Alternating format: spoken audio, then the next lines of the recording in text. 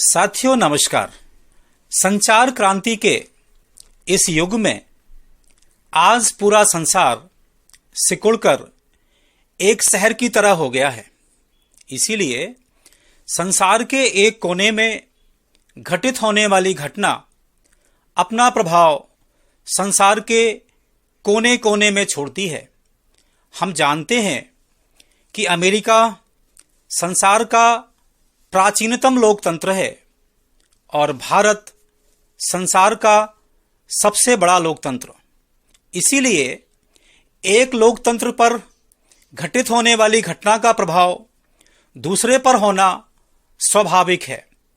अभी विगत 25 मई को अमेरिका में एक अश्वेत अमेरिकी जिनका नाम जॉर्ज फ्लॉयड था, उन्हें धोखाधड़ी की एक घटना को लेकर उनकी निर्मम हत्या कर दी गई। इस बात को लेकर समूचे अमेरिका में वहां के लगभग 20 प्रांतों में दंगे भड़क पड़े और आगजनी लूटपाट वहां पर आम हो गई। मैं यहां पर कहना यह चाहता हूं कि बाय द वे अमेरिका जो संसार का प्राचीनतम लोकतंत्र है, ऐसी संसार में मान्यता है कि वो सबसे सशक्त लोकतंत्र है।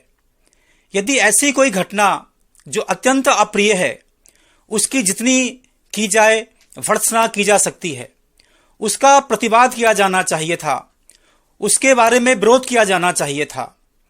परंतु मेरा प्रश्न यह है, क्या यह आवश्यक था कि वहां आगजनी की जाए, वहां लूटपाट की जाए? जो अमेरिका संसार में नैतिकता का सबसे ऊंचा मानदंड माना जाता है, पूरे संसार में मानवीय मूल्यों की शिक्षा देता है, यदि वहां के नागरिक ऐसा तांडव करते हैं तो प्रश्न उठना स्वाभाविक ही है।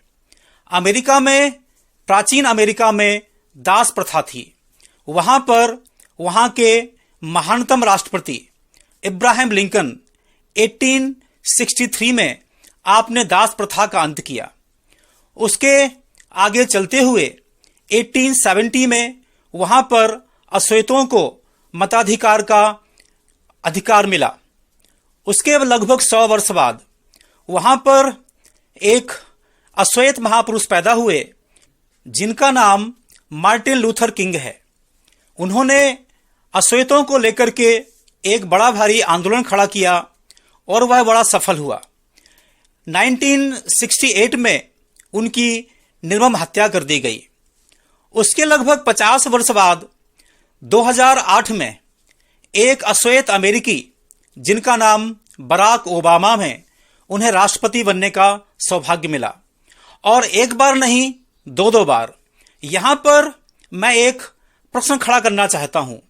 जो टोटल अमेरिका की पॉपुलेशन है उसमें 77% वहां पर श्वेत आबादी है और जो बाकी 13% वहां पर अश्वेत आबादी है, और जो बाकी लोग सारे संसार के लोग वहां पर बसे हुए हैं।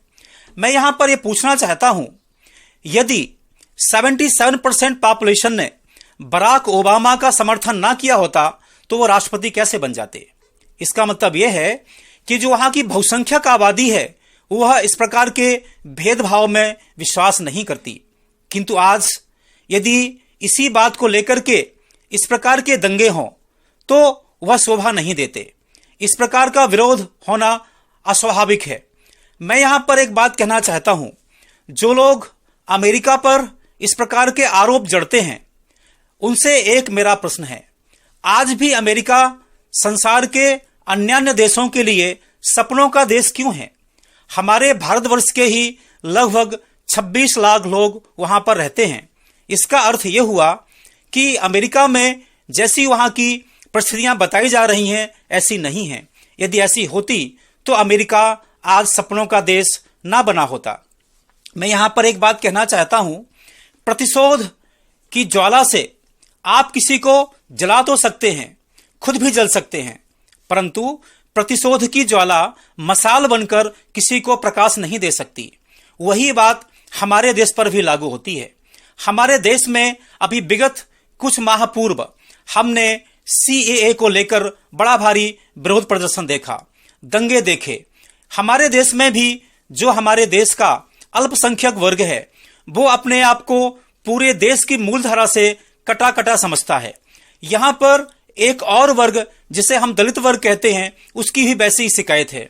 मेरा एक सामान्य सा अनुरोध है कि जिस देश में अल्पसंख्यक वर्ग से राष्ट्रपति बना हो, यहाँ का मुख्य न्यायाधीश बना हो, ठीक इसी तरह से जो हमारा दलित वर्ग है उससे हमारे देश का राष्ट्रपति बना हो, मुख्य न्यायाधीश बना हो, तो वह अपने आप को अत्यंत कट ऑफ कैसे मानता है। मेरा आपसे प्रार्थना इतनी सी है, हमें इस बात को समझना चाहिए कि यदि कहीं कोई कमी है, कमी को ठीक किया जा सकता है, पर कमी प्रतिशोध के द्वारा ठीक नहीं की जा सकती है। आज आवश्यकता है कि जो समाज बहुसंख्यक है वह अल्पसंख्यक समुदाय को गले से लगाए, परंतु अल्पसंख्यक वर्ग का भी यह नैतिक दायित्व है कि वह भी बहुसंख्यक वर्ग पर विश्वास करे, उसमें प्रतिशोध को छोड़ना पड़ेगा। यदि इस प्रकार की भावना उभरकर सामने आती है तो इसमें लोकतंत्र का ज्यादा भला होगा। मैं इन्हीं शब्दों के साथ अपनी बात को पूरा करता हूं और भाई नीरज कौशिया जी को धन्यवाद देता हूं कि वह मुझे बार बार इस प्रकार का मौका देकर अपनी बात कहने का अवसर देते हैं। ओम शांति इति।